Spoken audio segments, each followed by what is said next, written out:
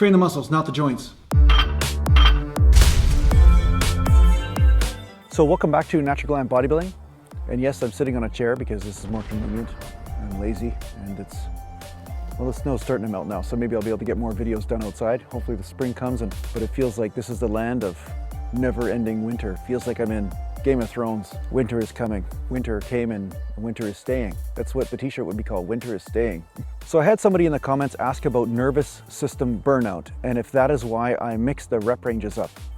Okay, so yeah, to a point, because your nervous system can burn out if you're straining all the time and lifting super heavy, your nervous system can burn out for sure. I mean, I'm guessing that is a real phenomena. Now, the reason why I'm saying I'm guessing is because most of the time, people may hit nervous system burnout, but more often than not, they hit muscle tissue burnout faster than nervous system burnout. At least in my experience. It might be different for you, and it is different for everybody. So it just depends, right? How your nervous system is wired together. Wired, you know, literally, it's actually wired. It's just a bunch of wires together, right? You know, just to send electricity impulses to the muscle to actually flex and contract them. So yeah, there can be nervous system burnout where the neurotransmitters and everything are not functioning the same way because you just running electricity or running current through there all the time. But yeah, I find a lot of times that people are lifting super heavy weights. The reason mostly why I have different rep ranges changing around, I have high reps and then low reps, is because if somebody has too many days of low reps, you will definitely hit tissue burnout. And tissue burnout means muscle tears, strains, and bursitis in the joints. Sometimes it's not even just muscle tissue burnout, it's actually ligament and joint tissue burnout. Okay, so joint tissue burnout would happen actually at a faster rate than muscle tissue burnout because muscles do heal faster than joints and ligaments, okay? Because muscles have a lot more blood flow.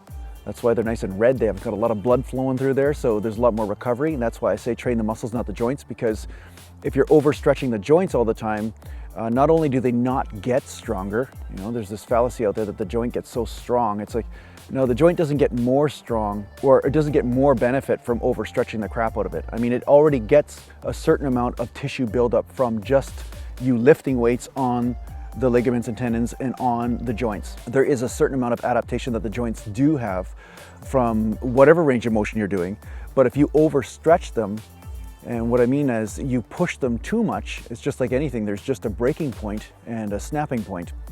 So when you're lifting heavy weights all the time, what will happen is whatever the weak link in your body is, whatever that weak link is in your body, that is what will burn out. So if you're having if you have a tendency to have a lot of inflammation in your joints, or your ligaments or tendons don't necessarily recover that fast, you know, you have elbow pain, wrist pain, shoulder pain, knee pain, whatever it is, then you will start to get a lot more symptoms of that type of pain if you're not, you know, switching the rep ranges around. That's why most guys, you know, unless they're genetically predisposed to lift heavy all the time, because some guys have ligaments like, you know, I think it was Cro-Magnon man actually, the Cro-Magnon man or the Neanderthal, I can't remember which, but anyway, they were supposed to have like ligaments like as thick as your finger. I mean, these guys, their muscle tendon insertions and ligaments, I mean, they never tore muscles. Like guaranteed they have a real hard time tearing a muscle or tearing any sort of ligaments or tendons, right? Because they were just so thick. But unfortunately, in modern man, we don't have tendons and ligaments like that, so we have to be a little bit more careful. So yeah, so when you're switching the rep ranges up, what you're doing is that you're making sure that you're not overtraining any one pathway. And when you overtrain one pathway, you can get some signs. Now, it's not like your body doesn't tell you. Your body will tell you through some sort of pain, some sort of inflammation.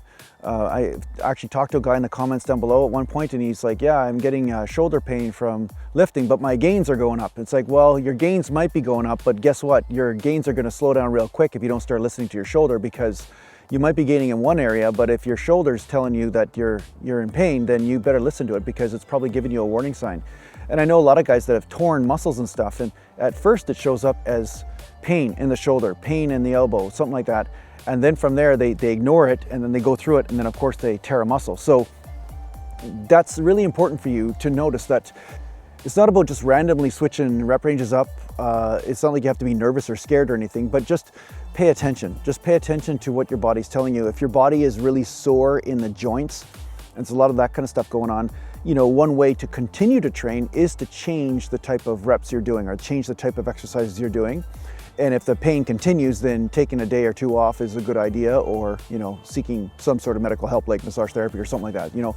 But the fact is that you want to make sure that you're not living in a constant state of joint pain, because that's, again, the body's warning sign. It's telling you that, hey, there's something going on here. Maybe you should pay attention to it, and or maybe back off a little bit, you know. So yeah, so unfortunately people think that overtraining happens to the entirety of the system at once.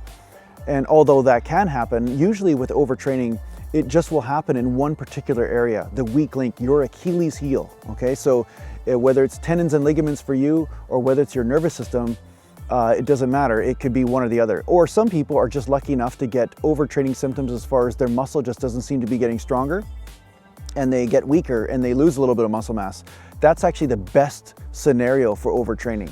The more common scenario for overtraining though is some injury symptoms start to develop, or some inflammation of the joint, or nervous system burnout, right? So yeah, this is my experience anyway. I mean, there can be a lot of different experiences that emerge, but this is why I found over the years that when I switched rep ranges up, I had a less instance of injury. I had a higher amount of gains come my way. I started to gain more strength, gain more of a pump, gain more muscle mass, and have less injuries and less recuperation problems, right? Because the high reps help pump the blood into the muscle and help pump the blood into the joints. And that also helps you recover from the heavyweight workouts. So this is why I switch rep ranges around.